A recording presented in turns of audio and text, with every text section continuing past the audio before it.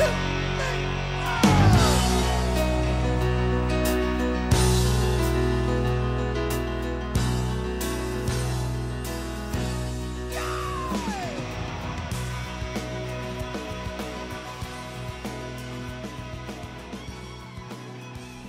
good morning. Welcome back to the Broadcast Retirement Network.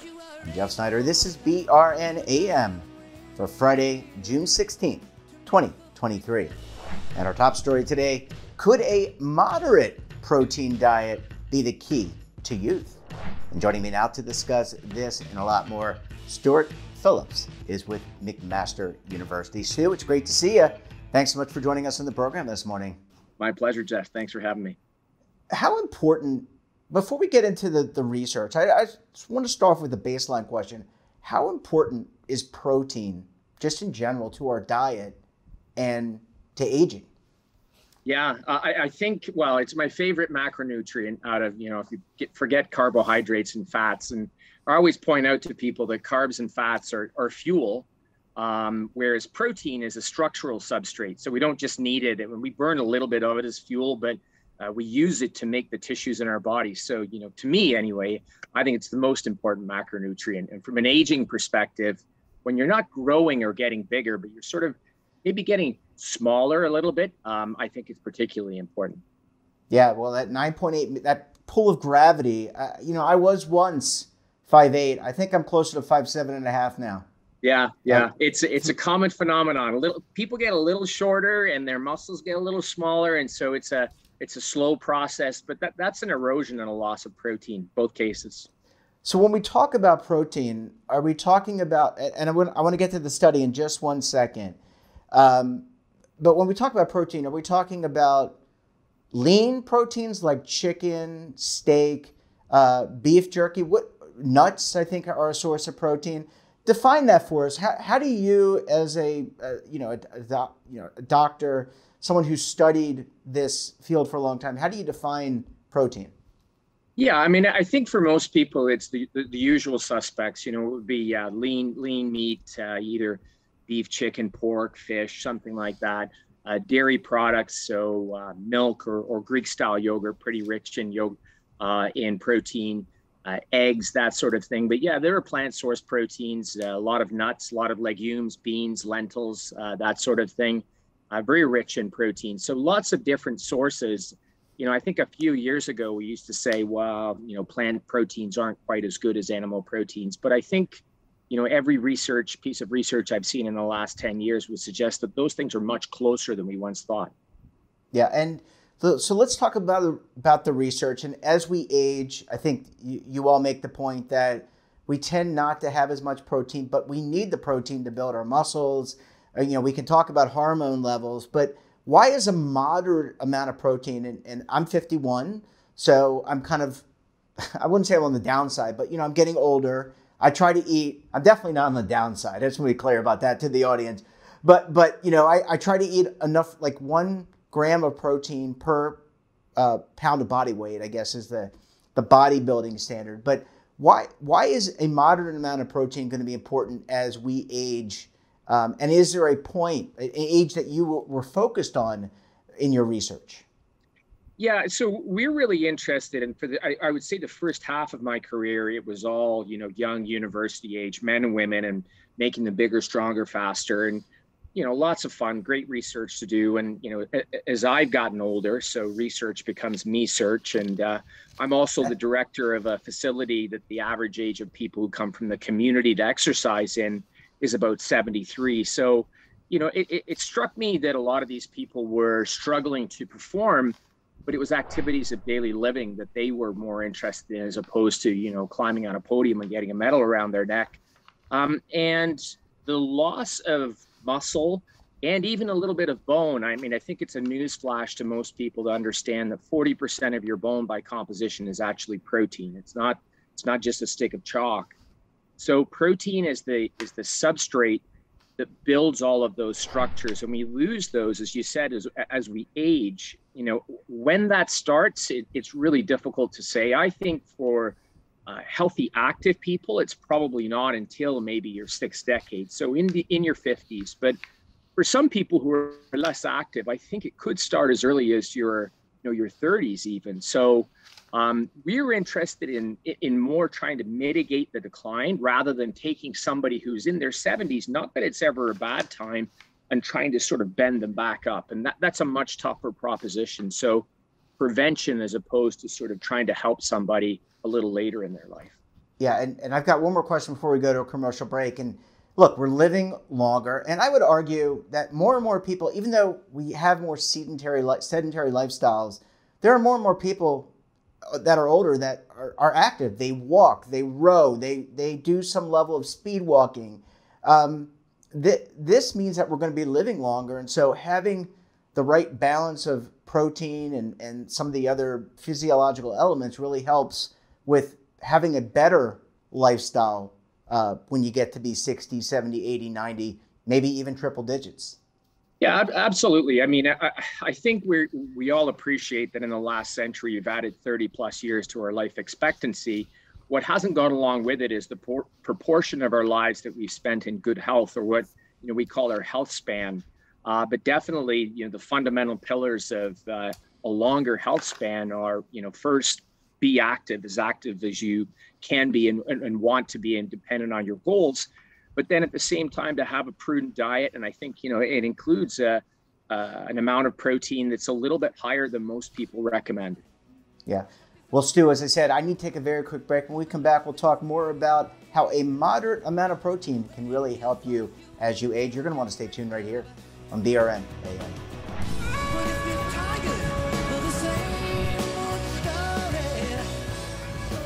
Imagine a new television network that will make you richer, healthier, and in control of your financial future.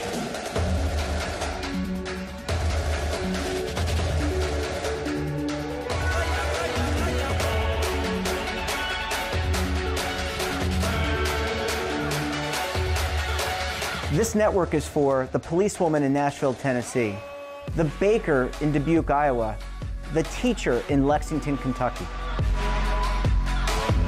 We want to make the idea of savings and retirement culturally relevant. But what do you see as a defining issue of the midterms, especially for the smaller businesses? I mean, they are the lifeblood of the American economy.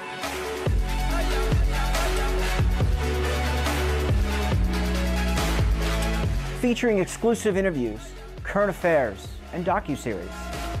33 years old, you retired early. The philosophy is money only matters if it helps you live a life that you love. But you got to start thinking about retirement as soon as you get in. The Broadcast Retirement Network will drive very high engagement with premium partnerships. So this isn't retirement and savings for your parents or grandparents. This is for all Americans.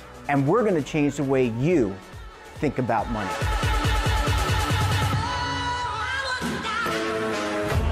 Welcome to the next frontier of retirement and savings. This is BRN, the Broadcast Retirement Network.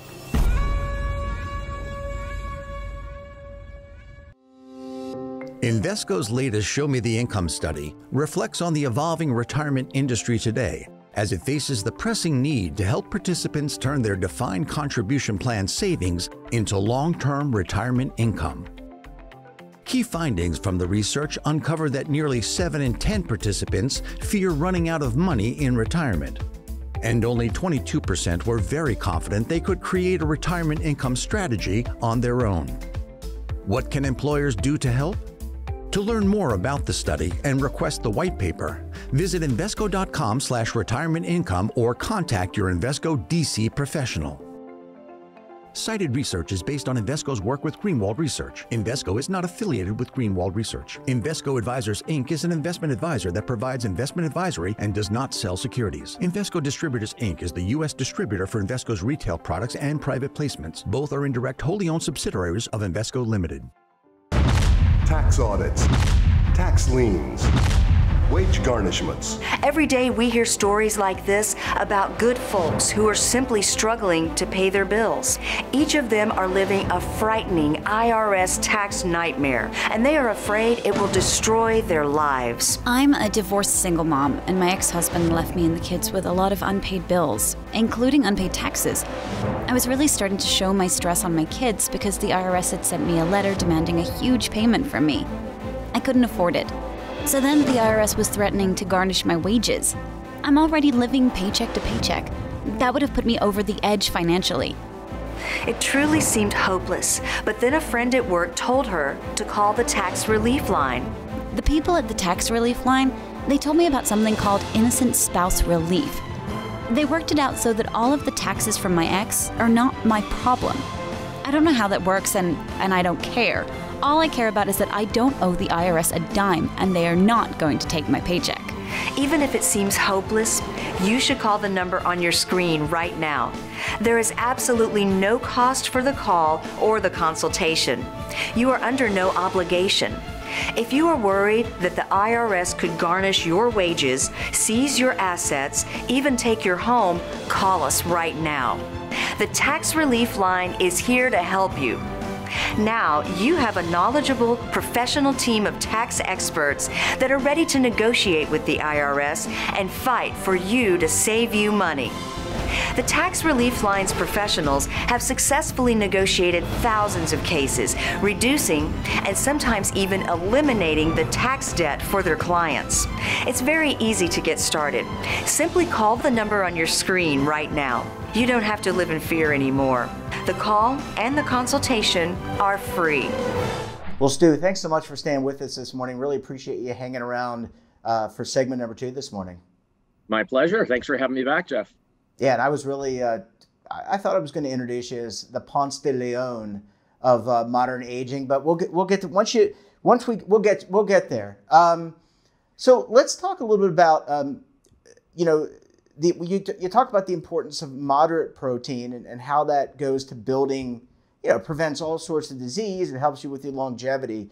I want to ask you about the hormone balance, because as we get older, I think men, I want to say in your mid to late 20s, you start seeing your testosterone going down. I don't know when women start to lose their estrogen, but maybe it could be as early as your 30s or 40s. But how does the protein and how do the hormones all interrelate here? Yeah, I think that, for women, it's pretty stereotypical around the menopause, which usually for most women is, early 50s. For estrogen to decline, and most women could identify that, their bone mass is going to get worse after that point. But I think one of the dirty little secrets is that muscle declines in parallel. So the loss of that little bit of stimulation from estrogen in women is important. Men, it's the same thing, but it's a more gradual decline, as you said, in testosterone. Some people refer to andropause as the loss of the androgenic steroid hormone, testosterone. And you get a lot of the same manifestations. And so bones get weaker, muscles get smaller. The only way to push back against either of those is physical activity. And from a muscular and a bone standpoint, it's got to be resistive type work. So it's basically weightlifting or using your own body weight and moving against that. Not the walking or swimming or biking aren't great exercises for your heart and lungs, but we're talking about muscles now. So you need some weight in there.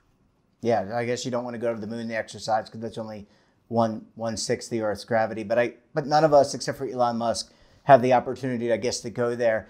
Let me ask you about supplementation. So when I was growing up, there was Carnation Instant Breakfast. And by the way, they're not a sponsor of the network, but there's other types of supplements now. How do supplements fit in, especially protein supplements? So I grew up in the bodybuilding world, Sean Ray, Ronnie Coleman, they would always promote whey or egg white supplements. But how do you balance the supplementation with whole food, real food?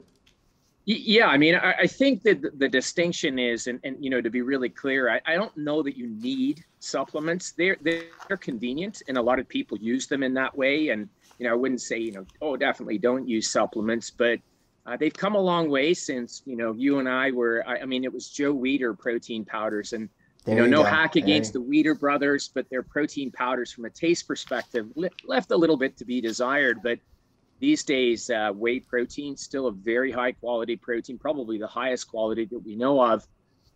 It tastes great. And egg white protein, still a very high quality protein. But we're now seeing rice protein, pea protein, lots of other things in there. Very convenient. They can be used, and I would say, not in excessive amounts, but to get your protein up to a level that you maybe couldn't if you were making the choices with food. But it doesn't have to be one or the other. For most people, it's probably best that they have a mixture because, foods contain all of the other things that we need to make our bodies function well anyway. So food first and protein supplements if you're finding trouble or you need convenience, basically. Yeah, and just to kind of pick up on that, we're talking about a moderate protein diet, but that doesn't mean you need to leave out the vegetables, the carbohydrates, the nuts, the things that make for a balanced lifestyle. This is just the point that you need to have protein as you age because it's going to help you maintain the musculature that will feed your metabolism, help you keep the weight off, etc. Yeah, exactly. If we haven't made that clear already, I think the point is that, and one of the things that's maybe gotten lost a little bit is the enjoyment of food. And so, yes, we're still talking about, shopping probably around the outside of the grocery store. I like to say produce and then dairy and then a little bit of sort of whole grain bread and meat and everything else like that. It's down those inner aisles that the food's probably maybe a bit more processed. They probably taste pretty good. And, lots of other things in them that aren't really, sort of quote unquote real food. And so whole foods are definitely where this is going, and definitely don't skip out on the fruits and vegetables. Yeah, you always got to nibble around the edges, as we say. Stu, we're going to have to leave it there. Great to talk to you. Great research. Continue on with this research. Hopefully you'll become the Ponce de Leon of the 2020s. We'll be looking forward to having you. I would love to have that moniker. Thanks very much, Jeff. Appreciate it. That'd be great. Take care. Thank you so much for joining us. And we look forward to having you back on the program again very soon. Okay, take care. That wraps up this episode of BRNAM. Have a topic of interest, someone you think we should talk to? Drop us a line, and don't forget, for all the latest curated news and lifestyle, wellness, finance, tech, so much more, and all in one place, check out today's edition of our daily newsletter, The Morning Pulse. Want to search our archives, check out our latest content, visit our website, and of course, all of our streaming partners. We're back again tomorrow for another edition of BRN Weekly. We'll be taking a look back at markets and then taking a look back at some of our best segments for the week. Until then, I'm Jeff Snyder. Stay safe, keep on saving, and don't forget, roll with the changes.